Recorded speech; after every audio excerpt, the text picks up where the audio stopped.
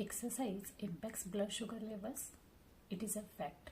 व्यायामामुळे रक्तातील साखरेच्या पातळीवरती परिणाम होतो का? तर हो, हे सत्य आहे. नमस्कार, मी डायटिशियन रुपाली. आज तुम्हाला एक सत्य सांगणार आहे.